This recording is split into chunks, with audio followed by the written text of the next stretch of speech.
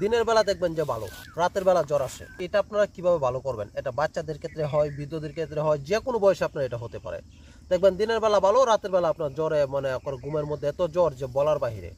এটা কিন্তু খুব বাজে একটা রোগ, যেটা কালো জ্বর বলা হয়। রাতের বেলা জ্বর হয়, এটা কিন্তু শরীরকে কাবু করে ফেলে, শরীরকে দুর্বল করে ফেলে।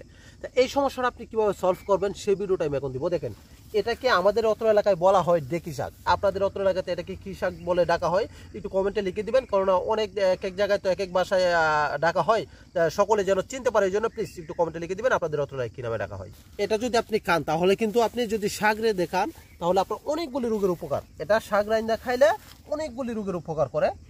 এটার যে শিকড়, এটার যে আপনার মূল শিকড়টা, এই শিকড়টা আপনি কি করবেন, টান দিয়ে এক কষে শনিবার অথবা মঙ্গলবারে আপনি এক কষে তুলবেন।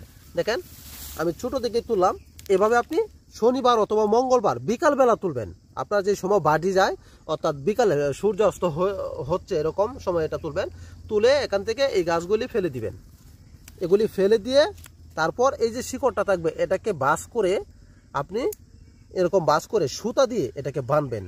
সুতা দিয়ে পেঁচিয়ে তারপর আপনি এটা বাম হাতে অথবা ডান হাতে এই কবজিতে বেঁধে রাখবেন। যদি বেঁধে রাখেন তাহলে আপনার ওই যে রাত্রেবেলা জ্বর, কালো জ্বর, চুরাই জ্বর যেটাকে বলা হয়, এটা সম্পূর্ণ ক্লিয়ার হয়ে যাবে ইনশাআল্লাহ।